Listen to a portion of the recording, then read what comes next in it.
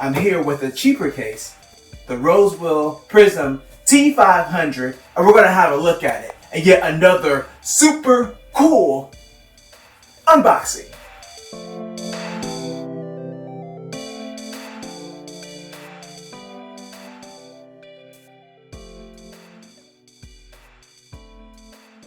Alright, so this is the Rosewill Prism T500. So I got this recently on Newegg for about $55. And the reason it caught my eye was because I overspent. I was only planning to spend $300 on upgrades because I needed a new SSD and I wanted a new case and a new power supply. I was looking at a case because I was still within that budget, about $100 for a case, but then I saw an RTX 2070 regular for only $380 and I had to pick that up. So I went way over budget and that left me with a cheaper case. So I was looking around and I was trying to stay within the $50 to $70 price range, but I was really just trying to get the most bang for my buck. And the reason I chose this case, even though the pictures make it look a little cheap, I'm going to be honest about it, they did. It comes with 4 fans, and even though the fans aren't great, they're enough to get me by until I can possibly replace them with better fans. They are RGB fans, and that's pretty cool.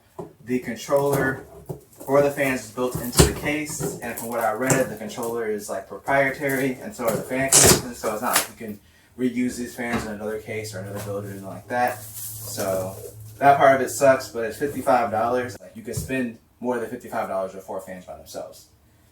So that was one of the reasons. And the design looked alright. I'm hoping it doesn't look as cheap as it looked in the photos. But that's what we're about to find out now. So let's get this out of the box. So we got the box open. So tip this over. And we're gonna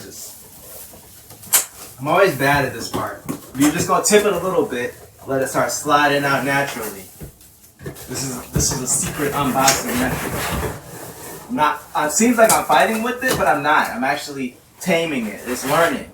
It's learning from the experience. If you don't stop fighting me, stop it. It's kind of like in Breath of the Wild, we have to tame the wild horses. And here we are, see? Now it's calmed down, it's tamed. Let's get this foam off. And boom, right out of the gate, you got your user's manual here. So let's get this. Yes, this is the top. Okay, cool. So this is plastic, thankfully. There was like some nicks over here. Let's just get this plastic. Oh, I should probably take the screws out first. I do like these screws. I like how they have the 4 screws up here. So let's get this panel off. And get the inside plastic off as well. Get everything fully exposed. Okay, glass arrived fine, in good condition. This is tempered glass, as it says on the box. It's not plastic, so that's really cool for a case at this price point. The other thing that caught my eye as a must-have in my case is the shroud down here for the power supply. Now, it is smaller than a lot of other cases because if you look down here, it's cut off about here to allow for like another additional fan to go all the way down. So you do have 3 fans included in the front of the case, which is nice, but it does limit the room of the shroud.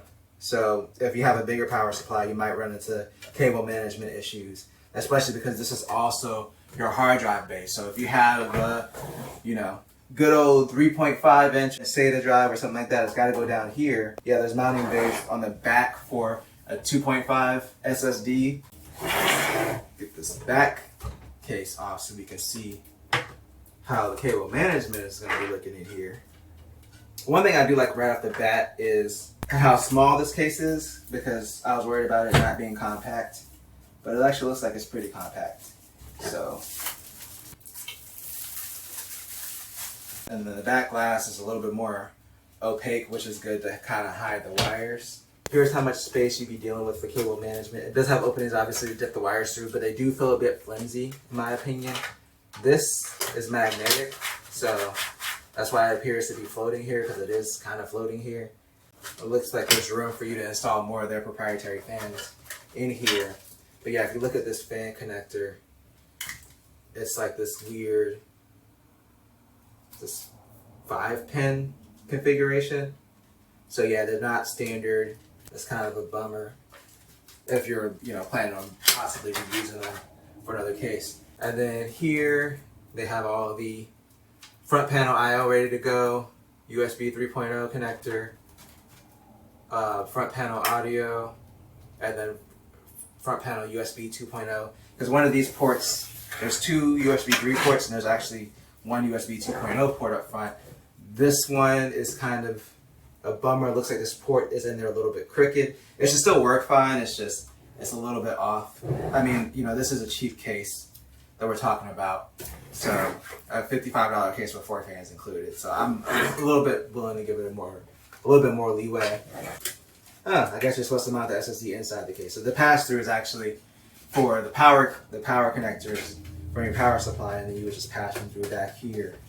But it's just a very tight fit with these fans right here. Like, they literally come in beside the fans. So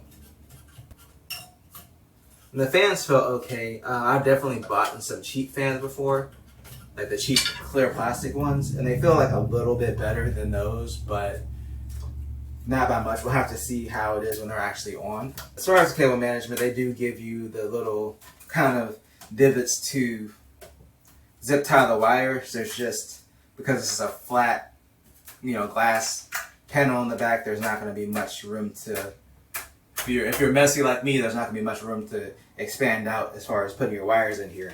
We got our drive bays. These sleds, they already feel really cheap. I'm just trying to get the drive sled out. Why does it have to fight me? There it goes. Finally was able to get one of these out. So at least it looks like these are toolless, but yeah, they're really really flimsy. I could have easily broken it just trying to struggle to get it out of the drive sled.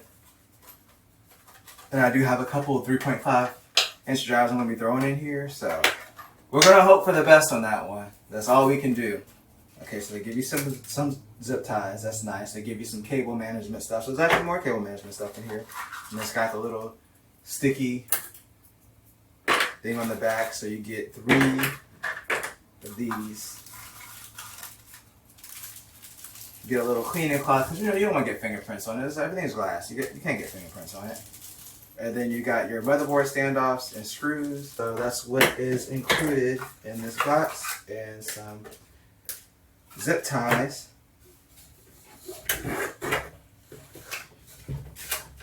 On the top here, of course, you have your magnetic dust filter. I'm hoping my 120 mil, I'm hoping my 240 mil fits up here. I don't see any issues or why it wouldn't. And that would kind of complete that would cover all the fan spaces on the case, which would be awesome. The front, let's get this peeled off. So there's actually some glass up here. There's glass all over this case.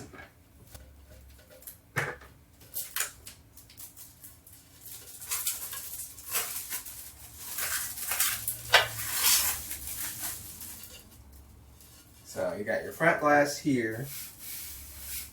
And then of course you have to access this if you want to do anything with the fans. So you see all these screws up here.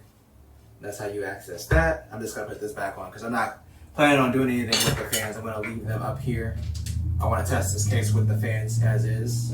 One thing that's kind of good about this case is, at least if you are worried about the airflow, you can probably take this glass off and get a little bit better airflow. It's not going to be outstanding just because of the metal. Like, it's still going to be passing, it's still going to be sucking air through the metal grooves, but at least it wouldn't be sucking air through the metal grooves and then in from the side, further constricting the airflow. So I'm going to see how the airflow is by default, and then if I decide to modify it, I can always just pull that front panel off. I forgot to go over the buttons. So these fans are just controlled by this hub in the back. So this is your button to switch, most likely to switch to LED colors, power, reset, USB 3, microphone, headphone, USB 2, and then another USB 3 port on the front. This is how the back looks. So you have your cutout for your I/O shield. Of course, this is back to the power supply. You have your PCI expansion bays. Nothing too out of the ordinary on that front. It looks like there's a dust filter down here, which there is. This is a small one to basically cover the power supply fan, which is good. At least it's easy to remove. At first in the picture I didn't like the legs, but I actually don't mind them as much seeing them in person. It kind of adds a nice aesthetic to the case. I think this case looks way nicer than in the pictures, at least so far. I haven't seen if the LEDs are going to be gaudy or not. So we're going to have to brace ourselves and get to it. But that's going to conclude this part of the video. I'm going to put stuff in here, and then I'll be back to give you my further impressions after a few days.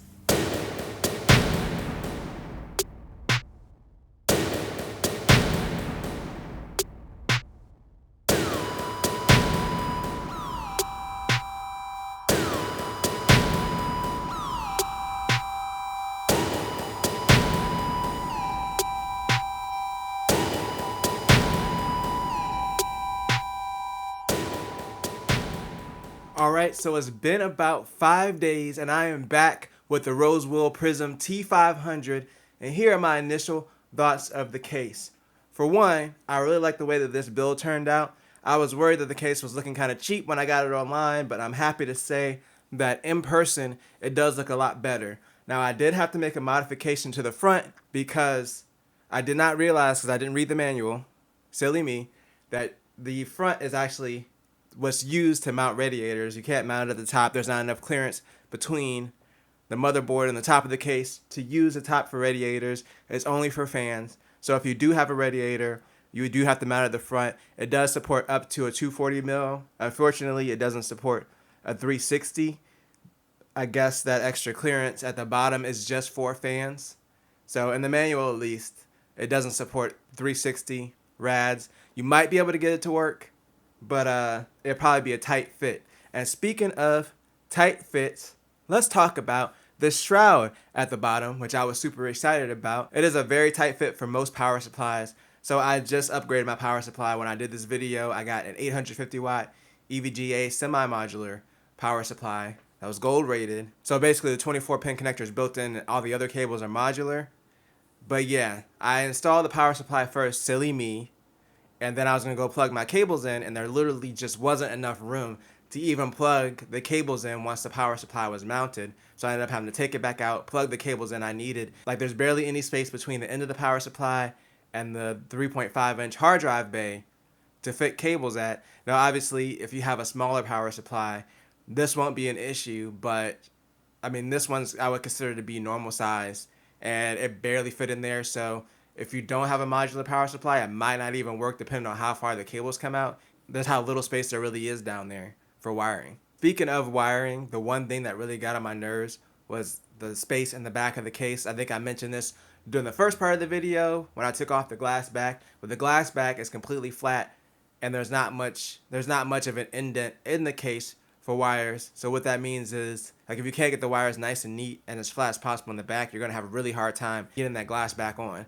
Now, I'm going to say that my wiring is not the greatest as far as what's going on behind the case. But I was able to get it on after really having to press down and force the screws in.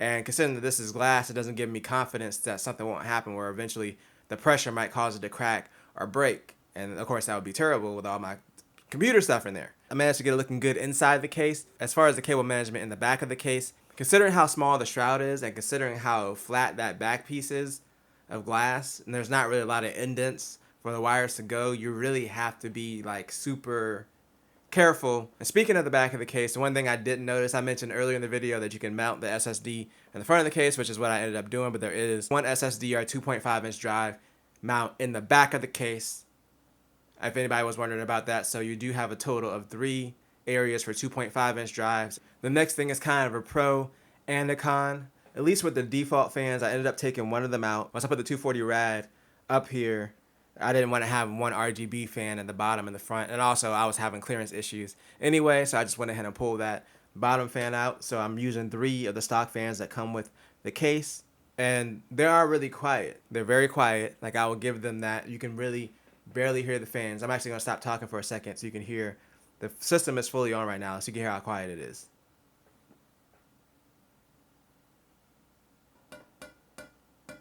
And that was just me tapping on the glass just so you can get an idea of how quiet it actually is. It's very quiet. The fans are very quiet, and that's a pro. But the con is there's no fan speed control. So this is the speed that they run at all the time, and there's no way to kick up the fan speed at all. So let's say if you buy this case, if you don't have an AIO and you just use the fans that are in this case, this is the speed that they're going to run at. And I did run into an issue with heat as far as my GPU. So my CPU is fine because it's connected to the radiator. My radiator right now is set to quiet for the fans as well. That's why it's so quiet. So I didn't think about it. I was gaming away. Then I noticed my GPU is getting close to around 80 degrees. CPU was completely fine. It was around 60. But because these fans are manually controlled for the radiator, and then these fans don't kick up at all because obviously even if they did have fan speed controls, they're not connected to your motherboard, so it's not going to know like the system's heating up to kick the fans up. So I'm not going to blame the fans for that. But since there's no speed control, the only thing I could do is just kick up the radiator fans, and that did bring the temperature down significantly. But if you don't have anything, like if you're just using the case with the default fans, you're not going to have any fan speed control. So if you do have a beefier graphics card, or if you don't have a great CPU cooler, and it's a CPU that runs hotter, you might run into issues just using these stock fans. So I would definitely recommend replacing them if you do end up getting this case, at least down the line. I mean, it might be fine for you, to each his own. I mean, I did run into issues, and I could have taken off the front glass, but I don't think it would have mattered that much, just because my CPU was fine, which means that this front red, which is now the intake for the case, is getting enough air to cool the CPU. It's just not kicking up because the CPU's cooling is fine. It's just it doesn't care about the temperature of the rest of the case.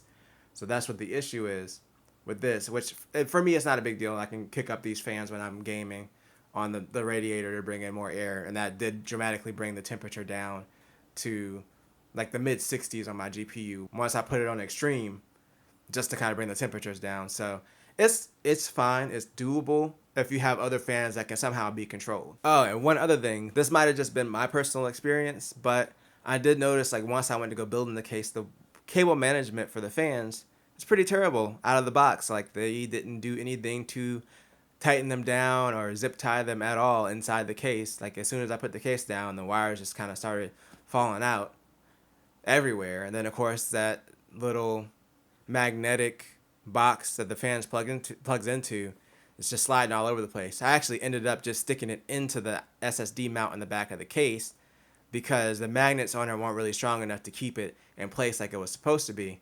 So that was one thing that kind of got on my nerves. So there's a lot of buts. I had a lot of negatives about this case. So what do I overall like about it, and do I regret buying it? Those are the two things that it really comes down to. The one thing that surprised me that I actually liked is the LED. So if you can see here, I'm just going to quickly flip through the LED colors just so you can get an idea. And they all look pretty nice. Now this is kind of like the rainbow mode that cycles through. But the fact that they tinted the glass up here instead of just having it be fully transparent, it really gives it a more elegant feel. The LED lights don't look blown out. It really looks a lot better than in the pictures. And if you want it completely off, it gets real dark because of that tint. And that's what I like about it. And since I don't have the fan at the bottom, I kind of like how it's just completely dark down there. I think it kind of gives it a mystique. I like how much space there is inside the case, even though the back of the case and cable management is a kind of subpar. So do I personally regret buying it? No, because I love the way that it looks, and this was a cheaper case. And for a cheaper case, yeah, there's a lot of shortcomings, but I'm kind of willing to look past it because otherwise the build quality of the case itself is actually really solid. I like how in here it's like the front now is completely dark because my radiator's there, and then here you have the RGB. So I actually like the way that the look turned out. Unfortunately, I can't show you how it would have looked in the front, the way that it's lit up like in the pictures. But you can use your imagination to just imagine, how gorgeous it would look if the front lit up. So sorry about that aspect of it. I do like the dust filter is easily removable. The buttons on the top of the case are actually pretty solid. Like this is a really satisfying LED button to press. I like how all these panels just come off with these 4 easy to remove thumb screws, and they're really easy to put back on. So yeah, there's a lot of things that I really like about this case, and for me, it was worth $55. Now, the spacing issue with the hard drive, I did read the reviews on Newegg before I bought it, so some of the other reviewers did say that as well. I just didn't think it was going to be as bad as it actually was. So if you do buy this case, just keep all of this stuff in mind. But overall, what I recommend in this case is really difficult to recommend because I feel like you can easily run into an issue where it might make it near impossible to finish your build. Like, I got to the end and I could barely get the back glass on. Like, build quality wise is fine, but just if you do buy it, be prepared to eventually replace these fans with something that's either motherboard controlled or has a fan controller. If you have a power supply that's not modular, it's probably just not going to work with the spacing in the case, and cable management is going to be really tight. And then also, if you have a lot of 3.5 inch drives, it's not going to be a great case for you because they just have the 2 spots for it, and there's not really anywhere else in the case where you could put any other drives at. So these are just some things to consider with this case. Like I said, I personally like it, but I don't necessarily recommend it. I did do another video on the NZXT H510, and that's really been kicking around for around $70. And I didn't get one just because I wanted something that was a little bit cheaper, but I can confidently say that you'd be better off spending the extra $15 and getting that case than getting this one. It has a full-size shroud. It does come with 2 fans. They're black. I mean, you're not going to get the RGB unless you get the 510i. If you don't really care about RGB, that's not really a big deal because you can always throw in a cheap RGB light strip anyway. You get 2 solid fans that connect to your motherboard. The case is a lot easier to work with. Cable management is way better, and it's only $15 more. So I would say that at least from the cases that I've tried, that case is a way better value than this one, even though I like the way that this one looks a little bit better than the H510. But that's going to be personal opinion. That's subjective. And that's going to do it for this unboxing and first impressions of the Rosewill Prism T500. But if you enjoyed this video, make sure to tell a friend, tell a coworker, like, share, and subscribe, and always do at least 2 things at the same time. Peace.